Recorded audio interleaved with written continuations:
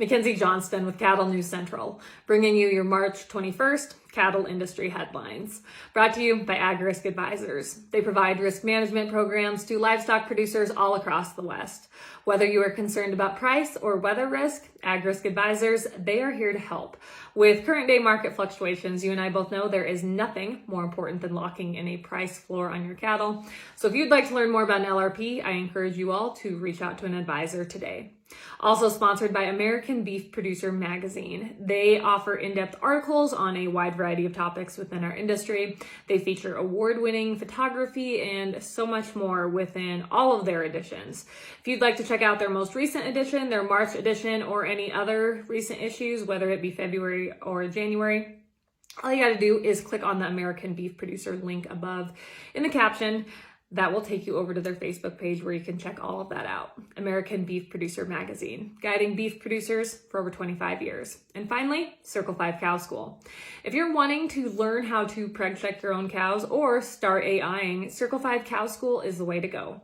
Almost every week, they are hosting classes somewhere between Texas and Tennessee. If you'd like to check out their schedule, head on over to circle5cowschool.com. That is the number 5 in there.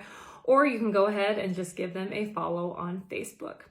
Bloomberg recently featured an opinion editorial titled "Inflation Stings Most If You Earn Less Than $300,000 a Year."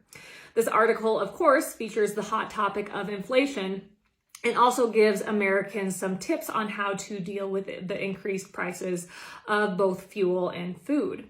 The cost of gas jumped 6.6% in February compared to January.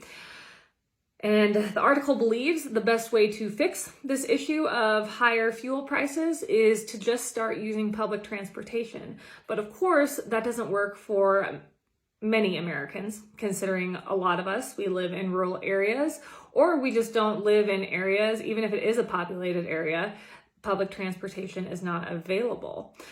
Also, the writer of this article, which as you would expect, they don't consider the fact that those of us in agriculture, we're burning that high dollar diesel every day in our equipment. How do we handle those high prices? But of course, I would expect nothing less from Bloomberg. They are known to be incredibly biased. They are known to have a skewed perception of agriculture, and it shows more as the article goes on. So they talk about high food prices. In February, food prices posted their largest monthly increase since April of 2020. As we all know, Ukraine and Russia supply a significant amount of corn and barley to the world market. Much of that is used for feed livestock. Because of this, there is a good chance we'll see food prices continue to increase. Keep in mind, this increase that we're going to continue to see, that is on top of a 14.4% increase that we saw in between February of 2021 and February of this year. A 14.4% increase in just a year.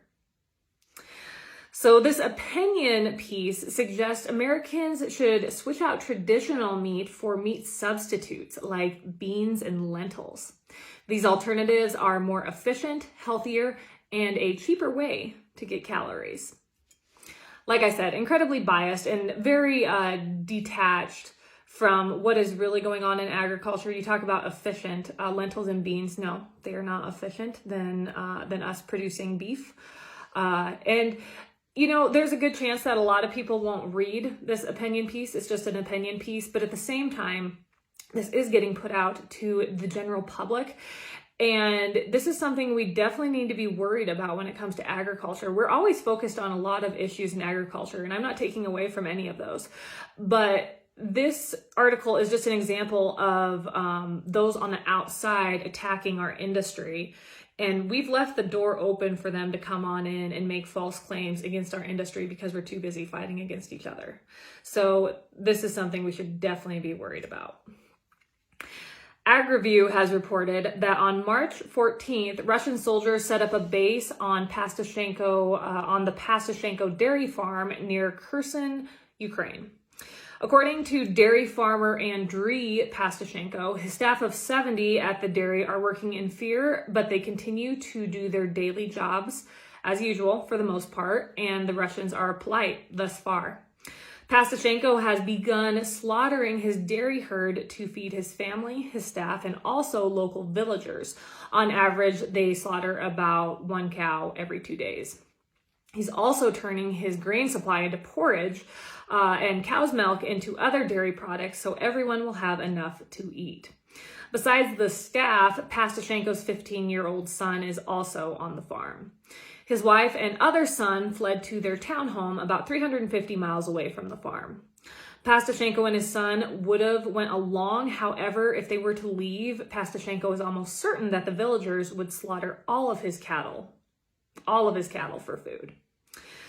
Besides dairy cows, Pastoshenko grows alfalfa, corn, rye, and barley, all to feed his cattle. But his feed stocks are running low, and he's worried that his workers won't be able to make it out into the fields to get this coming year's crop planted, of course, because of everything going on with Russia and the Russians being there on their operation. And even if they were able to make it out into the fields, the farm only has a month's supply of diesel on hand, and it is only a matter of time before the Russians find that and use it. Pasachenko and his son can't leave at this time, as I stated just a minute ago, but in the future, if the Russians do stay in the region and create a People's Republic, he will leave. No matter what, he will never live and work under occupiers. This article is a prime example of putting everything in perspective with our daily lives.